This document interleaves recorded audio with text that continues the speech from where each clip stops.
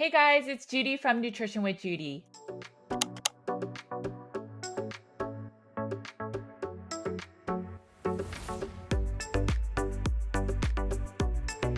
Thanks for joining me today. While you're here, please make sure to like and subscribe.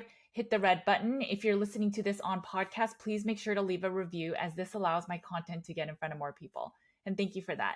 My name is Judy Cho and I'm board certified in holistic nutrition.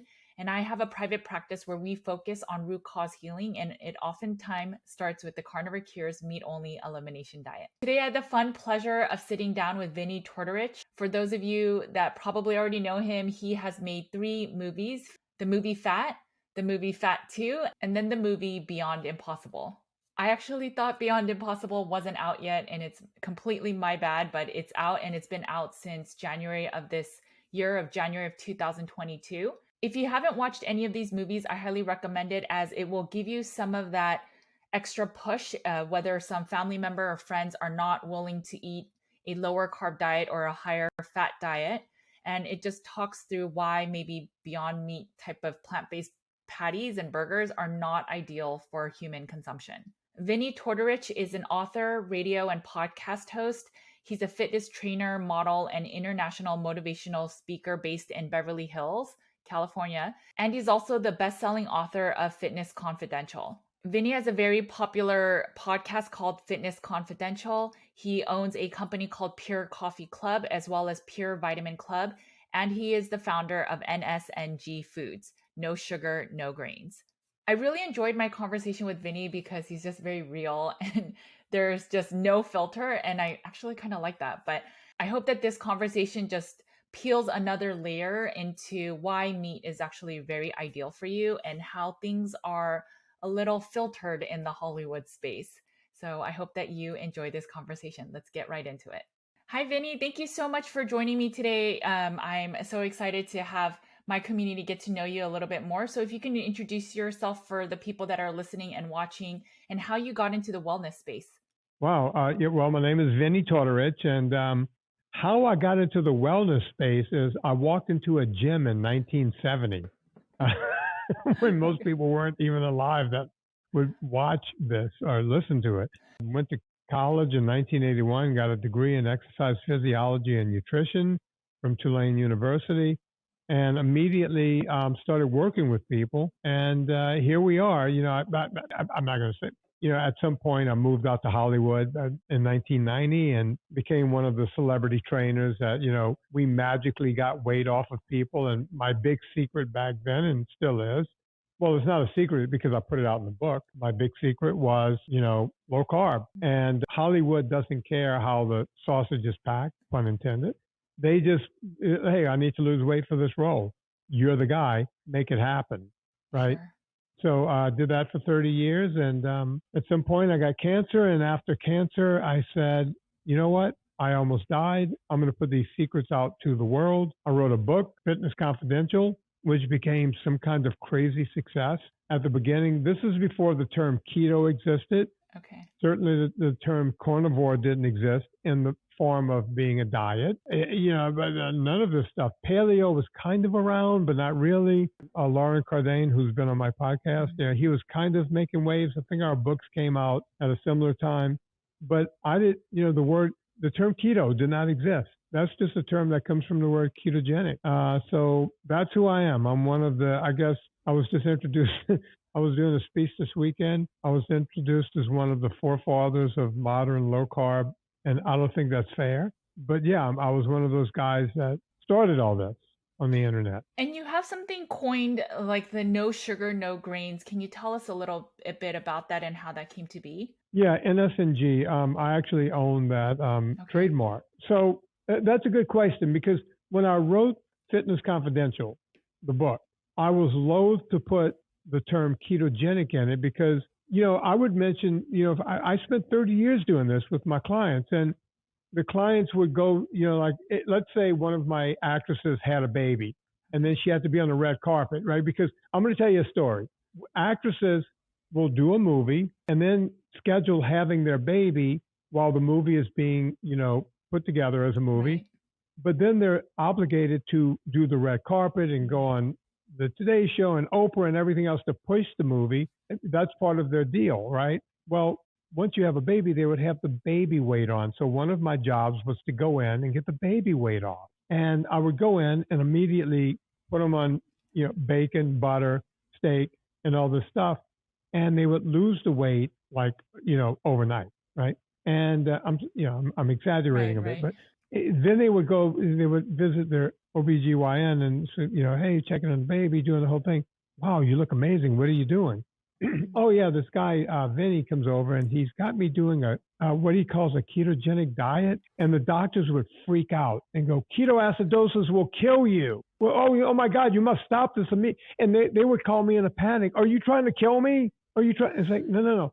Ketoacidosis and ketogenic is two different things. But the doctor said, and I have ketone bodies in my pee, and I'm going, yes, you're doing well. And so I decided when I wrote the book that I could not use the word ketogenic. That's how, and by the way, I wrote that book about 11 years ago. It came out 10 years ago. So 11 years ago, I wrote this. I refused to put the term ketogenic in my book. Refused. So I had to call it something. So I went, I'm always telling my clients, no sugars, no grains. So that's what it became, the no sugars, no grains, or the NSNG diet. So I had to go out after the book became this big deal. I had to go and ask the government, hey, can I get those trademarked?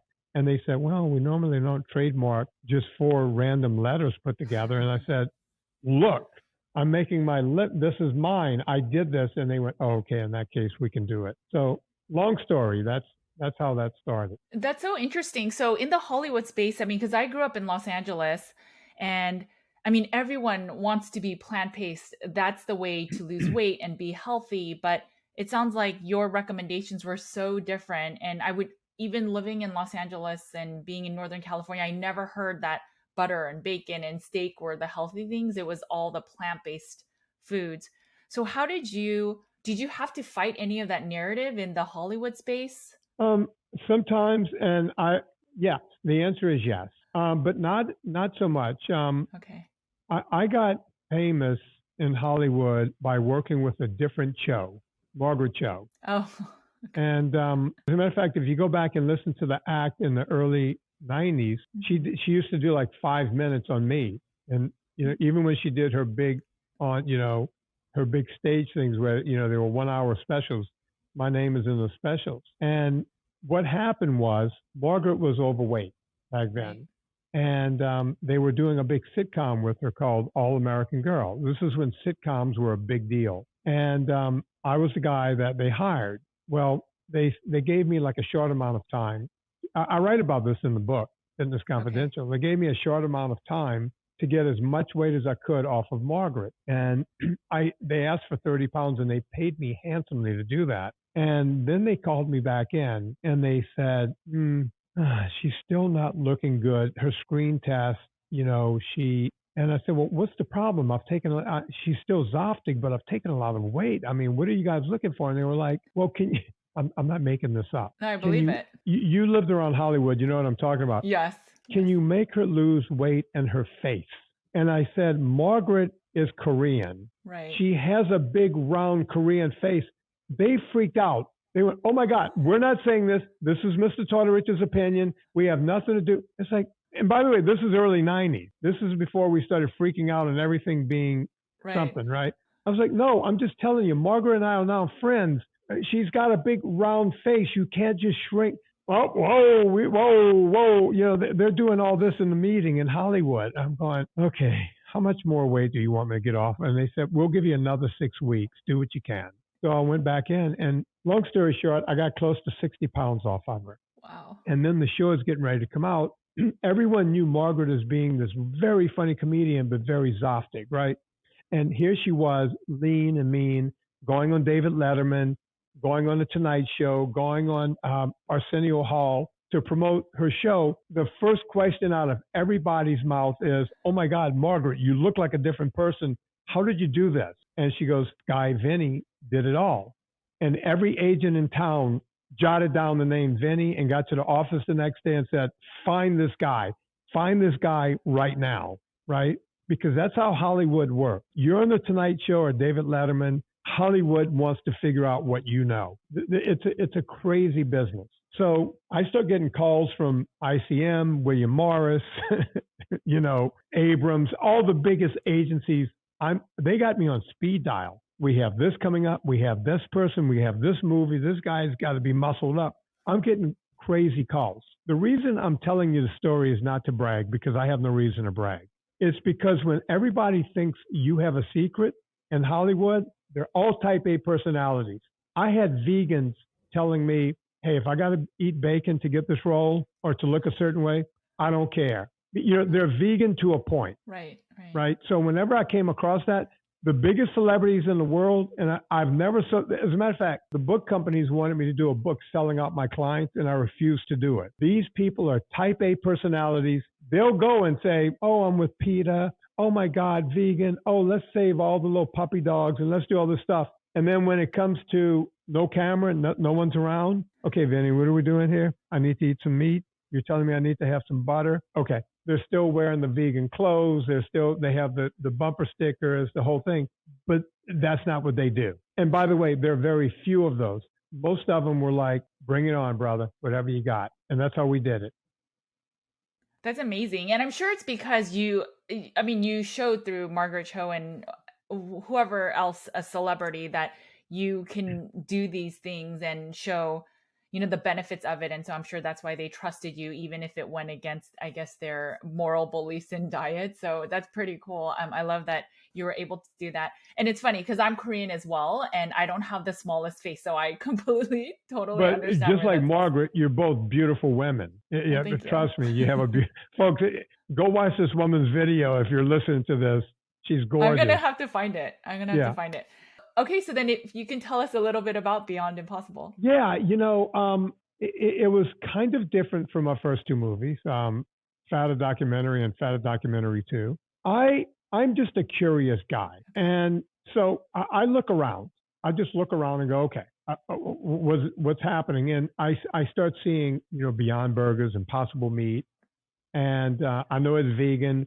And unlike all these kind of fake burgers before, they were going, oh, these squirt blood just like regular hamburgers, and you can cook them rare, and you can do all this stuff, and it doesn't taste like the old kind of soybean burgers. Man, they really taste like. And then you start seeing McDonald's and Burger King and everyone getting into the game, and I just start looking around, and I was like, wait a minute, can these things be that good? And by the way, could they possibly be healthy? Now, I know everyone out there says, I did my research, which means they looked at the first 2 or 3 things on Google. That's what people call doing their research. When I do research, it's deep dives into, and because of the position I'm in, I'm able to call people. I'm able to get people on the phone. I'm able to get stuff done, right? And so I started calling and talking to people, and the truth is so much stranger than fiction. When like early on, they were going, well, you realize this stuff is damaging the ozone layer way more than any animal ever could. And I'm like, how? And I was like, well, most of the stuff that goes into these burgers are created in China. And then they have to somehow, using diesel, an airplane or a ship or something, they got to get this stuff to the United States. And then it goes into a factory here, and it's got to be manufactured. That's more CO2, carbons. And you're going on, and it's like, okay, so they're not saving the atmosphere, they're not saving the planet as they're claiming, they're not saving anything. So that was the first thing that I started looking. And then it was like, okay, now they're saying it's healthier for you. How can something that's manufactured, an engineered food, a junk food, if you will, how can that possibly be better than eating animal protein? And as a matter of fact, it doesn't even come close. It doesn't come close on vitamins, minerals. The proteins they use are so incomplete. And then they're putting something they call heme in there to make it taste like blood and look like blood and all this kind of stuff. It's nowhere near healthy for you. As a matter of fact, I made a comparison that I can almost make the comparison that an Oreo cookie is better for you than this stuff. And I'm not being funny. Wow. It's that much of an abomination of a food. Yeah, I can see one reason that they argue the Beyond Meat is healthier is because maybe if you believe that saturated fats are bad for heart health and cholesterol, then since they use canola oil, it's better for you, right? In terms of, I mean, the World Health Organization says one of the best fats is canola oil. And so maybe from that stance, maybe they're marketing it as healthier, but you're right. I just the mere fact of there's a laundry list of ingredients, a lot of it is processed, a lot of ingredients, they're not really managed or reviewed by the FDA because they're more supplements like the pea proteins. I always thought it was bizarre that they are really pushing it as health food, and they're more expensive per pound than meat. But Well, what are some? let's go back to a couple of things you said. They believe, right? They believe that saturated fats are bad. We came up with this belief out of thin air, right? My close friend Nina Teichos has shown over and over that this is a bizarre world, that saturated fats are what we need to exist. And then you go, well, the World Health Organization, who I've been railing against since the 80s, when I had my radio show back then, it's like, okay, they're saying canola oil, which is actually rapeseed oil, but rape didn't sound good, so they changed it. Did you know that, by the way? Yes, yeah. From the toxic rapeseed plant. Yeah, yes. It comes from and it's a seed oil, which means it goes through, it's basically, and I'm not making a joke, folks, it's basically sewing machine oil. If you get 3-in-1 oil to, like little thin, that's what rapeseed oil is. And they're saying this is better than something natural, than saturated fat. This is the World Health Organization. I don't know how they pretend to even make this a thing. I have no idea, but there you have it. I think it's because of the belief, and maybe this goes back to your first two movies, but there's that whole demonization of saturated fats, why fat is making us fat and it's causing heart disease. Maybe it's some of the studies from Ancel Keys, but if you can share maybe some of the information that you found, some of the lies that maybe the meatless food industry is sharing, and then also this demonization of fat and how it's just not true. Well, I showed that in my original movie, Fat, a Documentary. And man, I was just with Mark Cucuzella and Philip Avadia this weekend, and they were thanking me for doing that movie. That was the first one I did, because I went back to the 1860s in that movie. I didn't start in 1957 when the president had a heart attack and Ancel Keys started his reign of terror on the food industry. I went all the way back to 1865 and Ellen G. White over at the Seventh-day Adventist Church.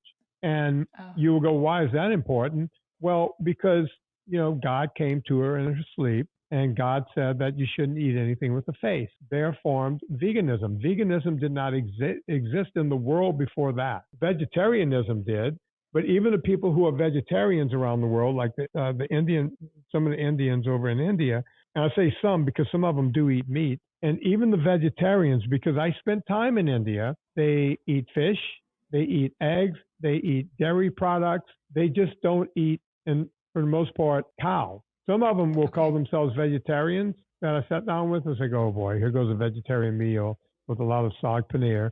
And you get there and there's lamb.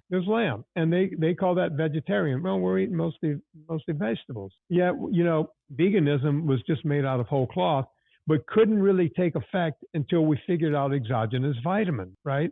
And we didn't figure that out. We started figuring it out. The first vitamin was discovered in the 1920s, and we didn't understand all of the 13 essentials for long after that. So that's when veganism, once you could get some vitamin B12, you were able to kind of hum along until your body fell apart. Most vegans fall apart, unfortunately. And that's how modern day veganism started. And then Ancel Keys comes in and starts this whole saturated fat thing out of whole cloth, right?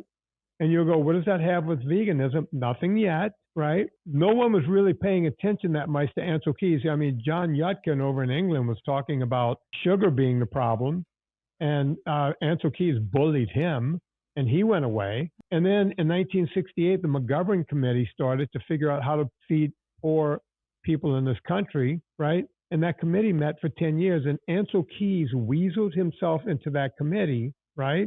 And of course, we're in love with grains in this country. And by the time the committee finished meeting in 1978, I show this in my movie. They just throw their hands up and go, okay, we're going to just go with low fat. And a couple of people stood up and went, wait, we should really study this more. And they were like, we've met for 10 years. I have all of this on film in the first movie. Truth is stranger than fiction. This stuff is out there, folks. You can go watch it in my movies. I don't make this stuff up. And within 2 years, we came up with our pyramid, and I show that, it's like 21 servings of grains per day, of carbohydrates per day. How is that normal? They want us to eat like cattle, like a ruminant, but it doesn't work. I find it so interesting that we fatten cows with grains, and yet we think that it's saturated fats that make us fat. And it's just, I think it's been great marketing. Do you think then with this, the logic of just that maybe this is great marketing, that none of this is true, do you think that big food, big pharma is controlling a lot of the research science around nutrition and a lot of these research studies that come out? I don't think that. I know that. By the way, do you still live in California? No, I moved to Texas about 10 years ago. You and everyone else. In California, it's illegal to force feed a goose to make goose pate, because what they would do is they would force feed these geese grains in order to cause fatty liver disease. So in the state that made that illegal, they're doubling down on feed grains to kids in school. So it's okay to force feed this to kids in school, but the geese, off limit. No goose pate for you if you go to California. I never thought about that. Okay. So in one case, we need to be nice to a goose, or mini goose, a geese. But when it comes to humans, gloves off. Give them all the grains they want. Let them get fatty liver disease. Now, you asked a question, and that wasn't it. What was the question again? Do you think that big food is controlling, and maybe even big pharma is controlling a lot of the research studies that are pro canola oil, anti? Yeah, they are. But here's the thing. I don't think they're working together. I don't think big food got together with big pharma and said, "Hey guys, here's what we're gonna do. We're gonna kill them. You grill them. Okay? We stab them. You slab them." They're not doing that. Big food is out for big food. The food lobby is one of the biggest lobbies out there. So politicians need to be politicking, right? They need to once they get elected, they're not interested in helping us. They're interested in getting elected again. Sure. How are they going to do that? Well, they need money. Where's that money going to come from? Lobbyists. Lobbyists can hand these guys money. These treasure troves that they give them to get reelected the next time, right? So, whenever you look at any of these bills, it's like, yeah, man, do whatever you want. Yeah, just push that through. Yeah, food pyramid. Yeah, because the grain industry is too big to fail. Okay. We know that because we started subsidizing it as a country back during World War II, and we never stopped. So they're all in it together. They don't have anything against you or me. They just like making money, and I don't blame them. I like making money. Don't you like making money? Sure. Money is good. It's how you put a roof over your head. You get to eat. You get to do what have you when you have money. But if you don't have money, you're kind of screwed. So I get what they're doing. And then Big Pharma, another big lobbyist, they're up there with food, with the lobbying, right? And they're giving a lot of money. Why do you think the Sackler family can get the whole country hooked on oxycodone, right? That's Big Pharma doing what Big Pharma does. Nobody is paying attention. The Sackler, do you know who the Sacklers are? They put out oxycodone.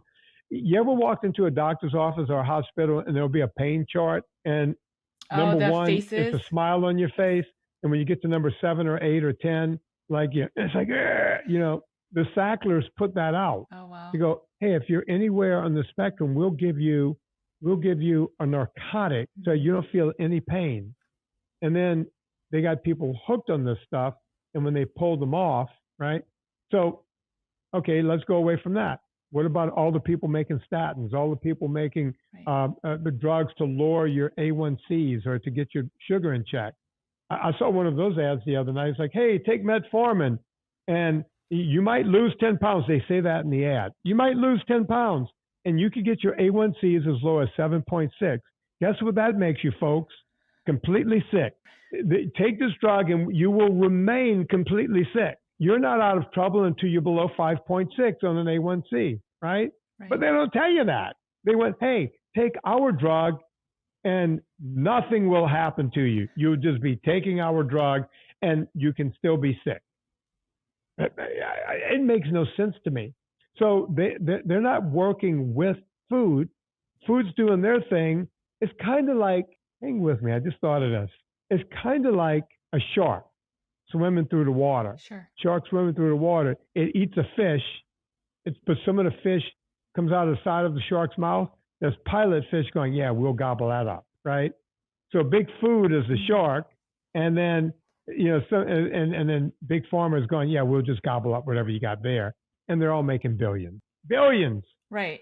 I looked the other day, and when antidepressants don't work, they sometimes give an additional drug of like antipsychotics. And I forgot which one it was, but one of the drugs, it makes $1 billion every year. And it's just an add-on drug. Sometimes it's used for some other mental illness, but oftentimes it's used as when antidepressants aren't working fully. So you get on this antipsychotic, and it's $1 billion industry just for the one drug, not for all of them, but one of them. And it's kind of scary because depression is still rampant. It's not like it's healing from taking these medications. So it's, Right. Some people believe that this plant-based is more than just about making money. It's also, considering, I don't know, depopulation of, if we feed the humans less optimal foods, there will be less humans around. And some people think it's just purely the plant-based movement is really just to make more money because greens are much more profitable than having people eat meat.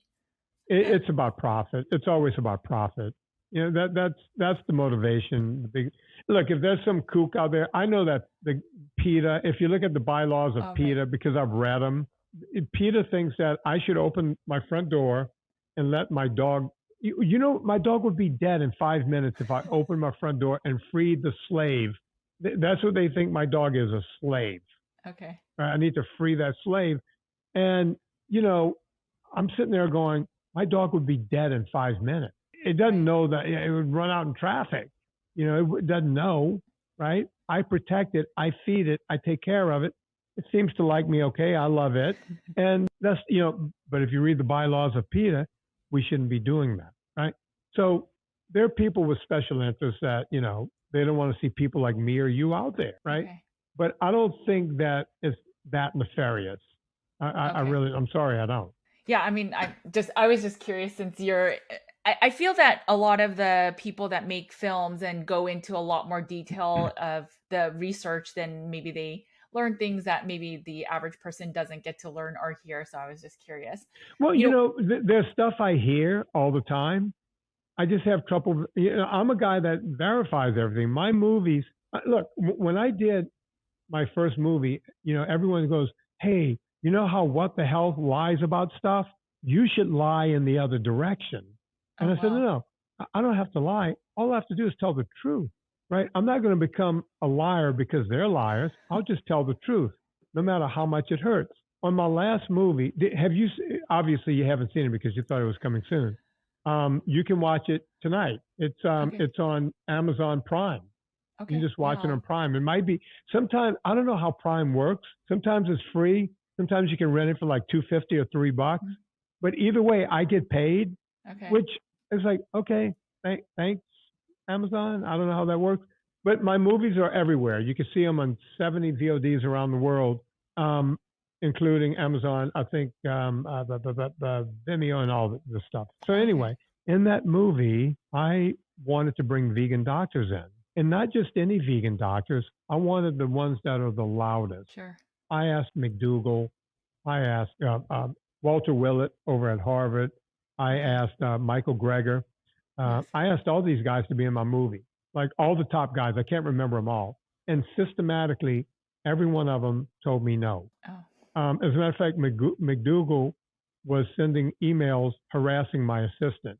Wow. And I put the emails. I didn't put his harassment emails, but I said, in the movie, I said, hey, guys, I wanted to bring vegans to the table. I want to hear their side of it. I was going to ask them the same 12 or 13 questions I asked everyone else. Tony Hampton, Nina Teichos, Frederick Lacroix, Mitt Lerner, all the people in that movie. I was going to ask them the same 13 questions, right? Let's get your opinion. I'm always looking for a middle ground, a truth. Every single one of them turned me down. with reasons that made no sense. Most of them said, I'm busy that day. I never gave them a day, a time, a place. I just said, would you like to be would you be interested in being in this movie? When I asked Nina Teicholz, yes.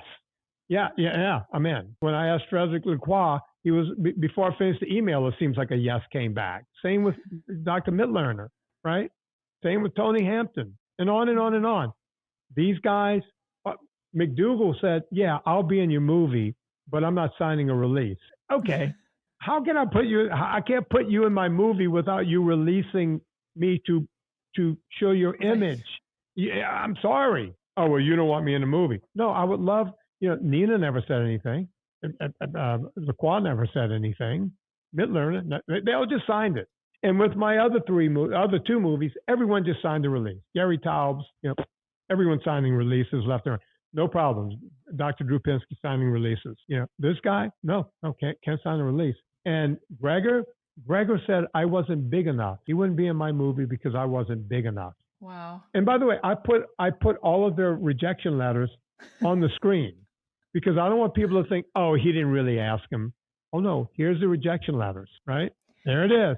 I don't lie. Yes. And since you're really close to the Hollywood scene and being a fitness trainer, have you seen people, or do you think people can be healthy being plant-based or vegan, vegetarian? For a short period, they can, because they have residual health, but it goes down fast. It does. It just goes away fast. As you know, I think, 83% people who become vegan stop within the first 3 months. Yes. Or something like that. Go on. There's a large percentage that also go back to eating meat as well. Yeah. I had Leah Keith in my third movie when she's talking about that. And she talked about what it was like the first time she ate meat again. And it was almost like her body woke up immediately. This woman was a devout vegan for like 27 years. She messed up her teeth, her hair, her skin, I think her reproductive system, everything. She almost died from veganism, right? I'm going to let you know another Hollywood secret.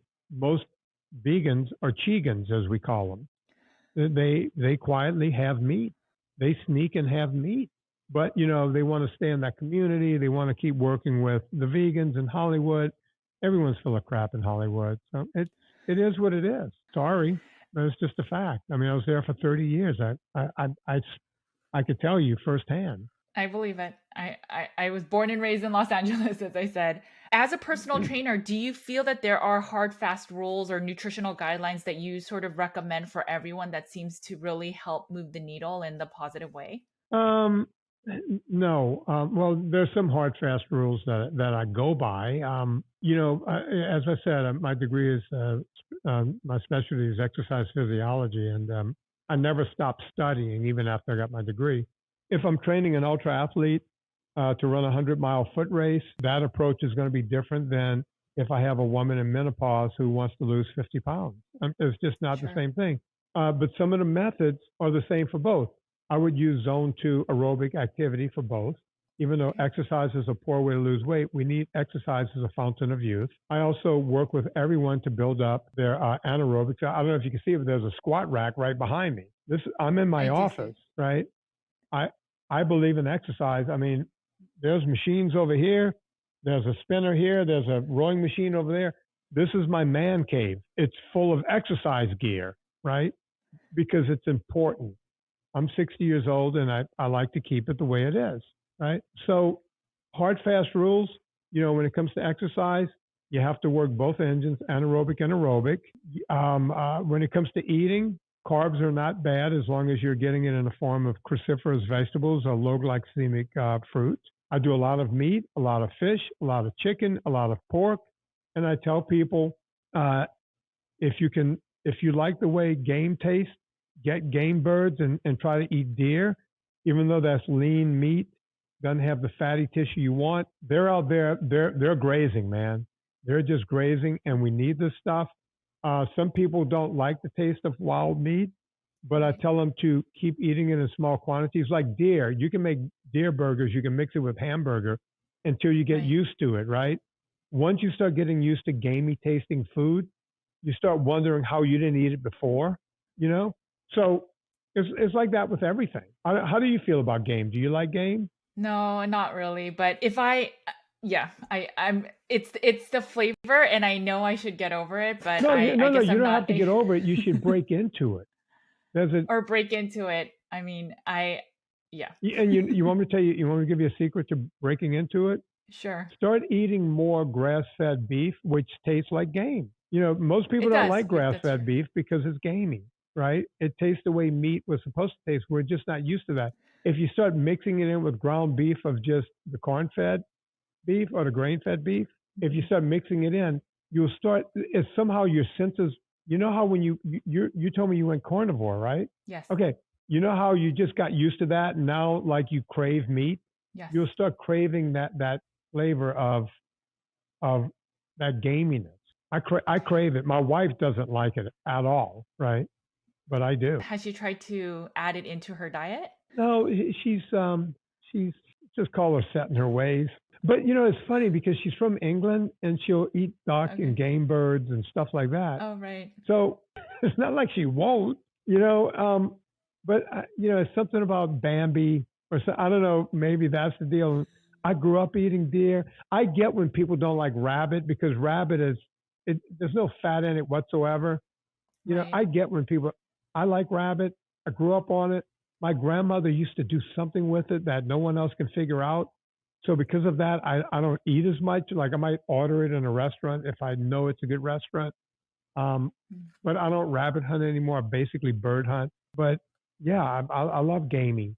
And whenever I'm in Montana and you can get like elk or that kind of stuff for cheap or cheaper, just put Right. it that way, cheaper.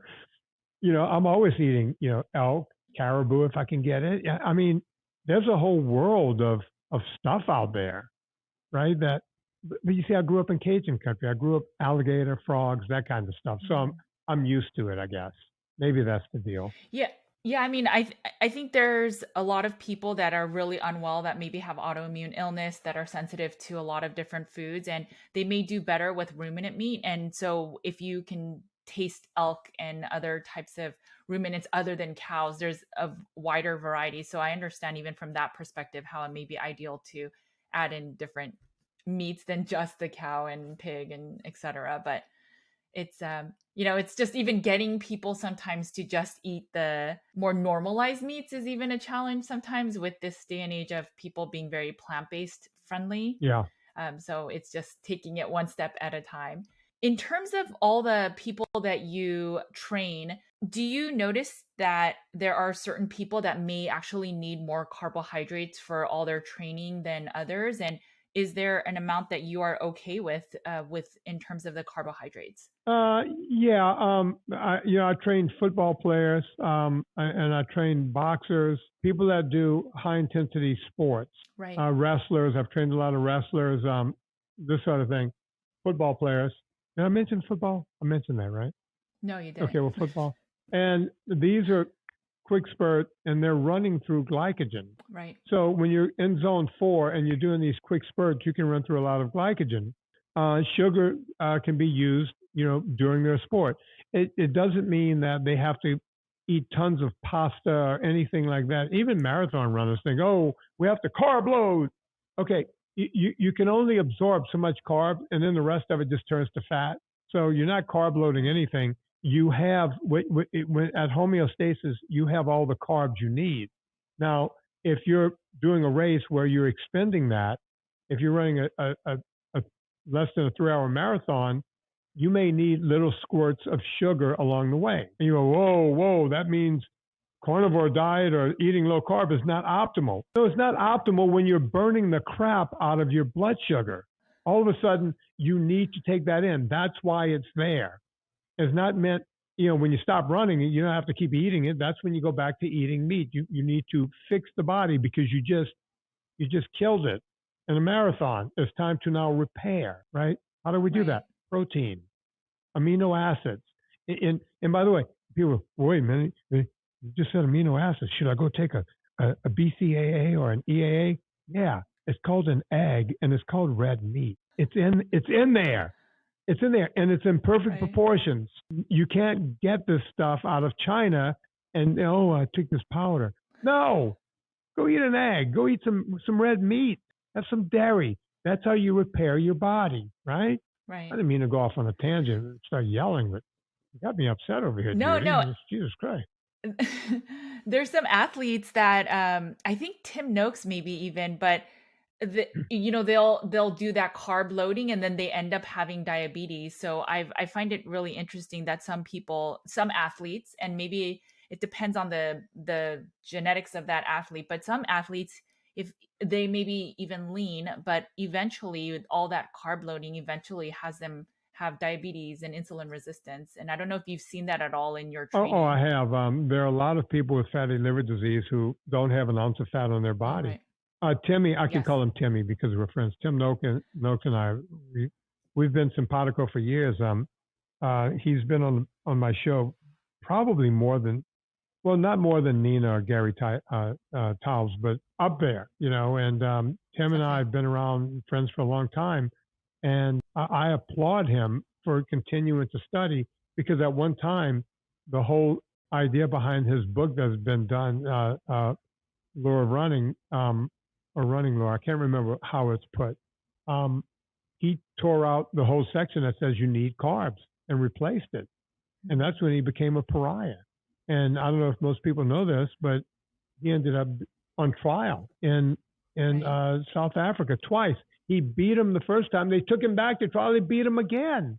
It Wow. made 0 cents. It made 0 cents. But yeah, Tim and I are simpatico on a lot of things. And the same thing happened to Dr. Gary Fettke as well when he was recommending low carb, and then he also got on trial. And so that's where the question to me becomes, I mean, we're not wearing tinfoil hats, but it's, if it was just about money, why are they getting on trial?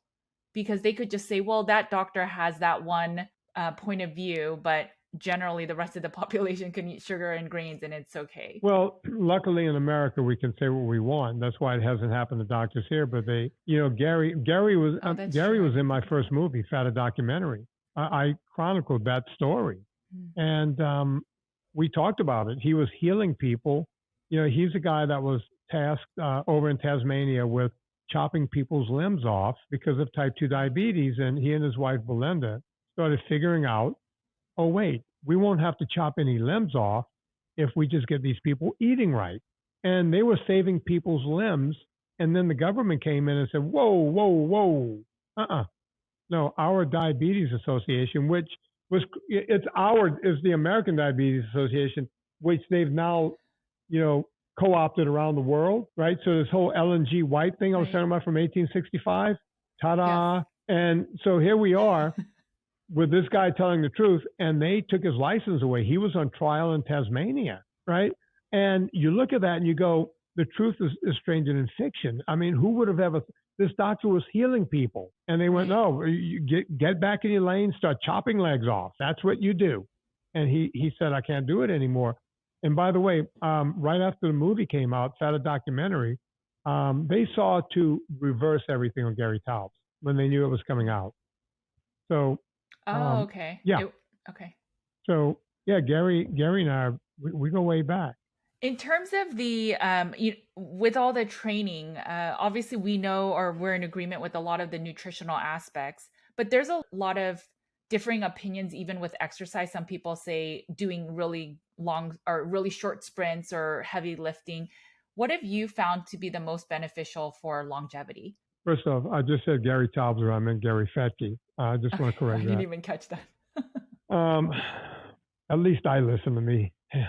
No, I'm I'm listening. I'm kidding. listening. You know, it's funny. I always say the best exercise is the one you're willing to do, It's right? fair enough. And you know, I see these guys on the internet going one set to failure. Yeah, one set to failure works. You know how many people can do one set to failure correctly? Very few. I Very bet. few. My buddy Fred Hahn, up in New York, has a studio where he'll stand over you basically with a whip going one more rep and literally lifting the machines off of these people whenever they can't do it. That's one set to failure. That works to a great degree. I love doing zone two aerobics. You get Okay. the biggest volume and platform from that from a health standpoint without scarring up your heart and your lungs and everything else. So to a great degree, I'm a fan of that. Everyone should be working their anaerobic engine as well as their aerobic engine. I mentioned that earlier. You have to move heavy things. Once you hit your 35th birthday, you start losing muscle mass. It's called sarcopenia. It's a fancy word for you losing muscle mass. And the only way to reverse that is by moving heavy things, right? It's important to throw some weight on a bar. And people go, which exercises should I do? It's kind of like flossing your teeth. Dentists would always say, only floss the ones you're planning on keeping. Only work the muscles you're planning on keeping. And you go, well, that's ridiculous. That's a lot of muscles. Well, okay. Or you can die all frail and weak. I don't care. You have a choice. What about, there are people in the, I guess, anti-low carb space that say we need to cycle in and out of ketosis, that low carb long-term affects our hormones, affects our thyroid health, that there are numerous people that say low carb affects their sleep, that they just can't sleep. They have way too much cortisol at the end of the night. And so for all these reasons, low carb is probably not ideal for us. In one experiment, once I got through with cancer in '08, I decided to go. I used to just go low carb most of the year. Okay. And when I was on the bicycle, I would always eat more sugar because it was just easier. And I decided to just go low carb all the time, just live in ketosis. You could prick my finger anytime, day or night, and I'm going to have some form somewhere between 0.7 and 3 or 4.0 millimolar. It's like if I get off of a bike and you wait a half an hour, your body's still dumping ketone bodies, and so I'll probably show you a 4.5. I've never cycled off. There's been times when I've been in Italy and tried some gelato and this and that, but I don't cycle on and off on any regular basis. And my T1, 2, 3, and 4 are all fine. And my testosterone is fine.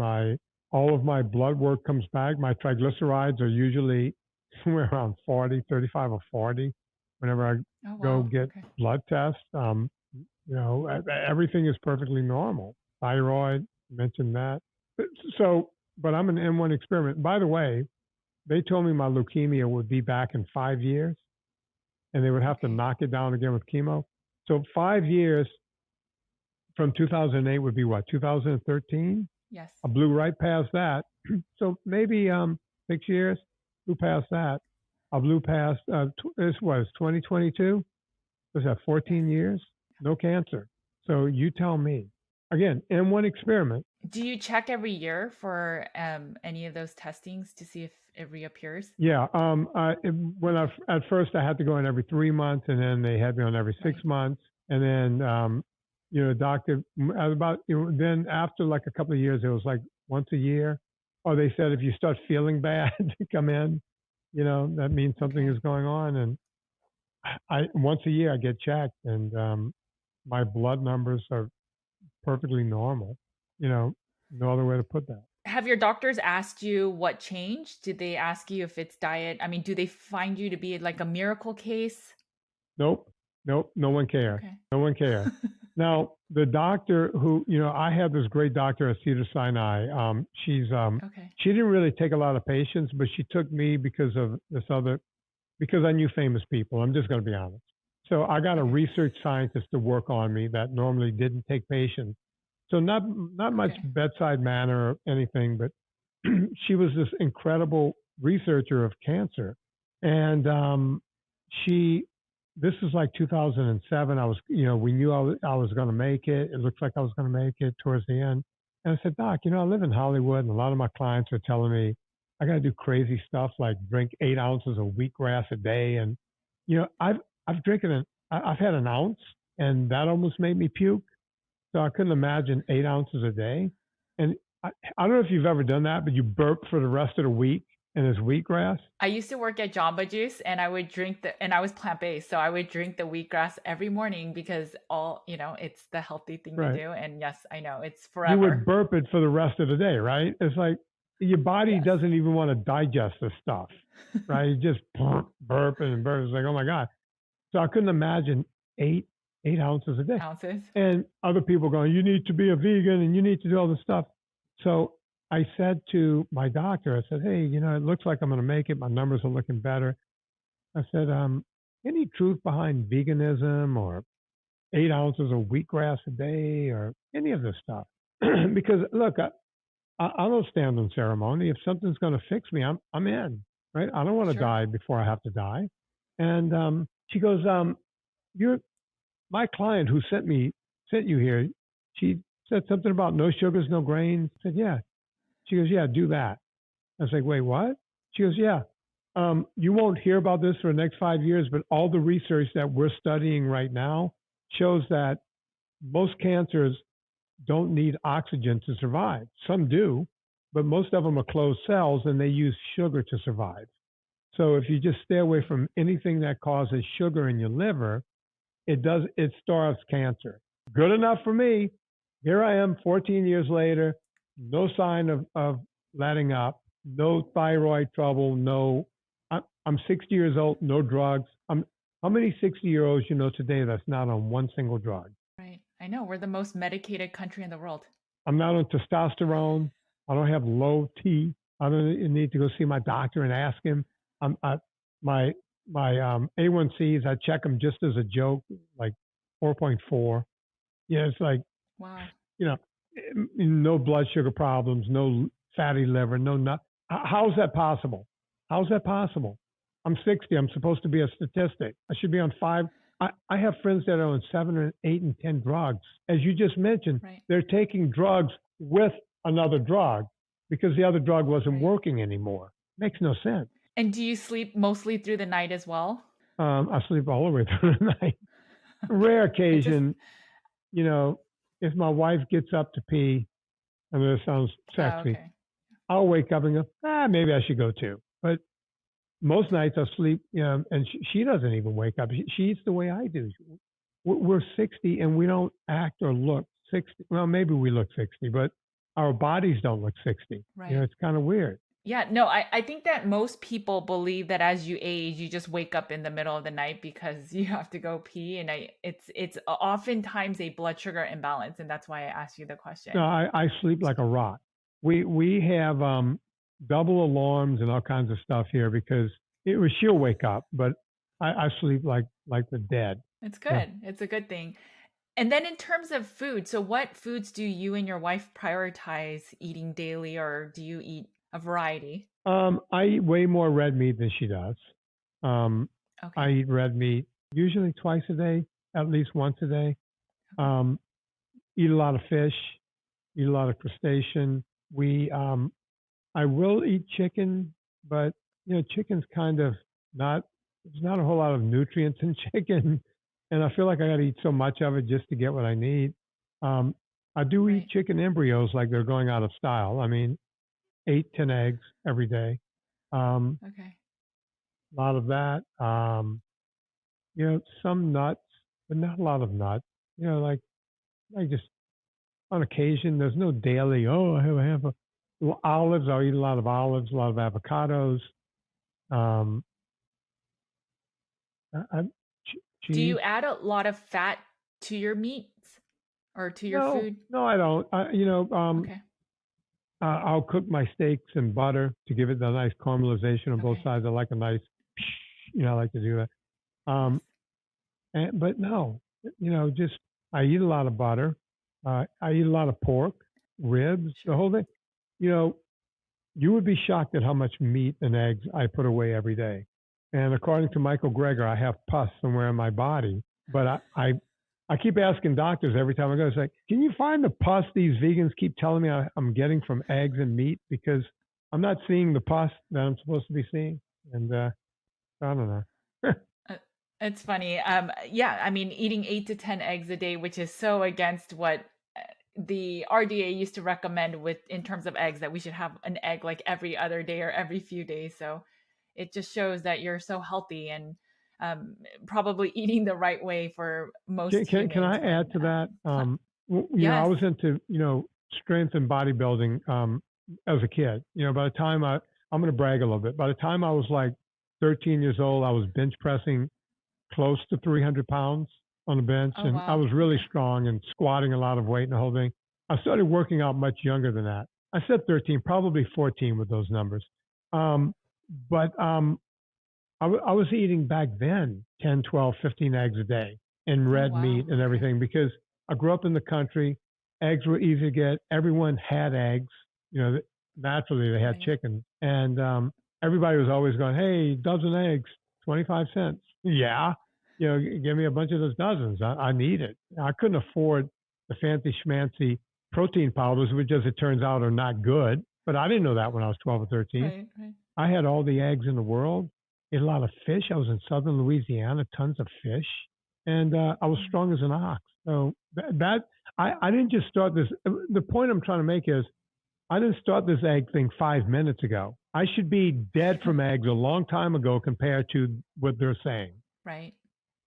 Right. And I have two young boys, and I share their lunch boxes often on my social media platforms, and they eat a lot of eggs too. I think on average they have probably 6 eggs a day, if not more. And then they're always eating red meat. And a lot of people feel bad for them in a sense because they're not eating a whole ton of other carbs. And I just feel like, why? Why feel bad for them when they're eating the foods that will nourish and make their bodies the strongest, have a bunch of testosterone for them to be, real men. And I have no issues with that, but people genuinely feel bad for my kids because I'm not giving them so many carbs, and they do eat a variety, right? So if they go to birthday party, I don't limit them in eating the cake. Maybe they get a very small piece, but I'd rather do what's healthy for them because my mental health crashed when I was early 30s because I went the plant-based way, ate very low fat, ate zero meat for 12 years, and my mental health was in the trash. So I never want my children to go through that. So I get it Look, fully. the reason our brains grew as humans is because we ate a lot of meat.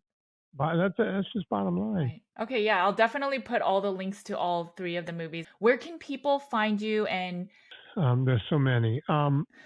The best place to find me, I have a website called VinnieTortorich.com that does not roll off the tongue. okay. My podcast has been around for 10 years. We've done 2,200 shows. I do 5 brand new shows a week. Wow. So there are always fresh shows going up. So it's called Fitness Confidential.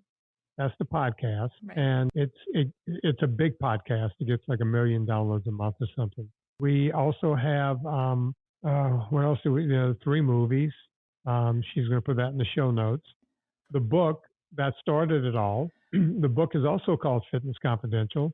It's 10 years old now and it still sells like hotcakes. I wouldn't have ever thought that. Okay. It's on Amazon. You go get it there. It's on Audible. It was up for Audible Book of the Year the first year, so it was a big deal when it first came out. I have 3 companies. I have PureVitaminClub.com that I created 8 years ago. This is one of the products, the Okay. Ultra Salt. We have multivitamins. We have fish oil, and we have great stuff there.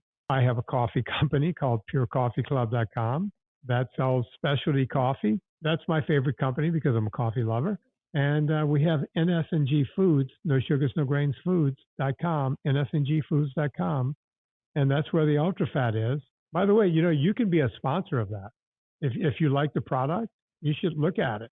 Okay. Um, Okay. yeah, I'll I take a really look. think you'll like what's there because, like I said, the people at the Charlie Foundation, they look around and go, wait, we've never seen a product with so few ingredients. Everyone mucks it up with all kinds of stuff. You guys just kept it simple. Right. And the reason it's kept simple is because I own the company and I refuse to let bean counters come in, right? So I lose a little money. I still make money. I make a profit, but I'll lose money by not looking at bean counting, right? I just put out the best product Sure. at the Sure. lowest possible price. Works. Well, thank you. And then do you work with individuals for any fitness training or? Not really. I stopped doing that years Okay. ago. I'm training a little kid down the street who Oh, wants to okay. learn how to do weightlifting, and I'm doing that for Okay. free.